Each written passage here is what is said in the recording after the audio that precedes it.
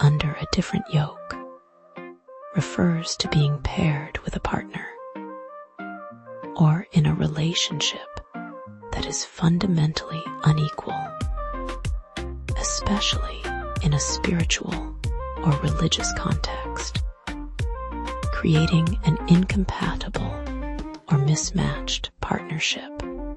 The phrase originates from biblical teachings, specifically the idea of an unequally yoked partnership, which is understood to hinder one's ability to follow a particular faith or life path. Origin. The term comes from a metaphor about yokes, the wooden beams that connect a pair of oxen for pulling a plow. If the oxen are mismatched in strength, they can't work effectively together. Religious interpretation. In a Christian context, the term unequally yoked refers to a partnership where one person is a believer and the other is not. This is often applied to marriage, business partnerships, and close friendships, where the fundamental values, beliefs, and worldviews are in direct opposition. Consequences. Being unequally yoked can lead to frustration, conflict, and a feeling of being unable to move in the same direction, potentially causing one partner to compromise their beliefs or be pulled away from their faith. Examples. Some examples of being unequally yoked include a Christian marrying a non-Christian, a business partnership between a believer and a non-believer with opposing moral centers, an intimate friendship where one person's values directly oppose the other's faith. Biblical context. The phrase is most commonly associated with 2 Corinthians 6:14-16, which advises believers not to be yoked together with unbelievers, because what fellowship has righteousness with lawlessness? Here is a polished, concise, and cleanly structured version of your explanation, clear enough for an educational article, a study guide, or a definitions page. Under a different yoke. Under a different yoke refers to being joined in a partnership, romantic, personal, or professional, that is fundamentally unequal or incompatible. The phrase is rooted in spiritual and religious teachings, describing a relationship where 2 people do not share the same core beliefs, values, or direction in life. The expression comes from the practice of yoking oxen with a wooden beam so they can pull a plow together. If the animals differ in size, strength, or temperament, they pull unevenly. Instead of working smoothly, they strain against each other, move off course, or fail to progress at all. This physical imagery became a metaphor for human partnerships that lack unity or equal footing. In Christianity, the idea of being unequally yoked is closely tied to spiritual compatibility. It typically refers to situations where a believer is joined with someone who does not share their faith. This mismatch can create tension, conflict, or spiritual strain in key areas of life. It is often applied to marriage and romantic relationships, business partnerships, close friendships, or long-term commitments. Consequences of an unequal yoke. When partners do not align in their guiding beliefs or values, several challenges can arise. Ongoing misunderstanding or frustration, conflicting priorities or moral decisions, difficulty moving in the same direction, pressure to compromise spiritual or ethical convictions, risk of being pulled away from one's faith or core principles. Common scenarios that illustrate being unequally yoked include a Christian entering a committed relationship with a non-Christian business partners whose moral frameworks are fundamentally opposed. Close friendships where one person's lifestyle consistently conflicts with the other's beliefs. The concept is most famously drawn from 2 Corinthians 6:14-16, which warns, "Do not be yoked together with unbelievers, for what fellowship has righteousness with lawlessness?" This passage teaches that deep partnership requires shared moral and spiritual foundations in order to walk together in unity.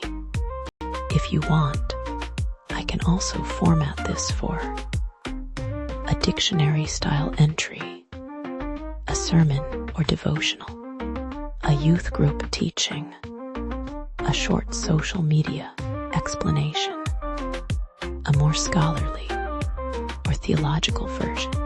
I'm going to write a short rebuttal about self-growth, lifelong perspective, how some view me, and consider their insight about me. This is how overreaction can become a conflict, like being called delusional personality disorder by someone you might call your friend. They said you will never make it. Their self-doubt in your success. They might say things like, "How did you get here?" They might want to fight with you, or being used a personal punching bag by your loved ones. Self-growth teaches me perspective. I ask whether this moment will matter in 24 hours, and most of the time, it won't. Labels like delusional or doubts about how far I'll go reflect other people's fears, not my future. I don't need to defend my progress to those who question how I arrived or try to pull me into conflict. I refuse to become a punching bag for unresolved emotions, even when they come from people I love. Growth means choosing clarity over reaction, purpose over provocation, and faith in my path over someone else's doubt. Self-growth gives me vision and endurance. I've learned to step back and ask if this moment will matter in 24 hours. And most of the time, it won't. When others call me delusional, question how I got here, or doubt how far I can go, I remember that growth often looks unbelievable from the outside. I don't carry self-doubt that was never mine to begin with. I choose not to fight every battle or absorb every wound, even from those close to me. My progress is not up for debate. I keep moving forward, focused, resilient, and confident, because I know where I'm going, even when others don't. Self-growth anchored in faith gives me peace and direction. I measure moments by eternity, not by emotion, asking whether this will matter tomorrow or before God. When others call me delusional, question how I got here, or doubt my future, I remember that God often plants vision before he reveals results. I refuse to carry words that God did not speak over me. I will not fight battles God never assigned me, nor will I become a place where others unload their frustration, even those I love. My steps are ordered, my purpose is secure, and my growth is guided by faith, not fear. I move forward trusting God, even when others cannot yet see what he has promised. My growth is rooted in God's word, not human opinion. When I am misunderstood, doubted, or called delusional, I remember that man looks at the outward appearance, but the Lord looks at the heart. 1 Samuel 16:7. I ask whether this moment will matter tomorrow, trusting that this light, momentary affliction is preparing for us an eternal weight of glory. 2 Corinthians 4:17. I refuse to receive words God has not spoken over me, for death and life are in the power of the tongue. Proverbs 18:21. I will not strive or fight every accusation, because the Lord will fight for you. You need only to be still. Exodus 14:14. My steps are ordered by the Lord. Psalm 37:23. My future is secure in him. Jeremiah 29:11. And I press forward, unmoved by doubt, anchored in faith, and confident that God finishes what he begins. Philippians 1:6. My personal affirmation makes me highly capable.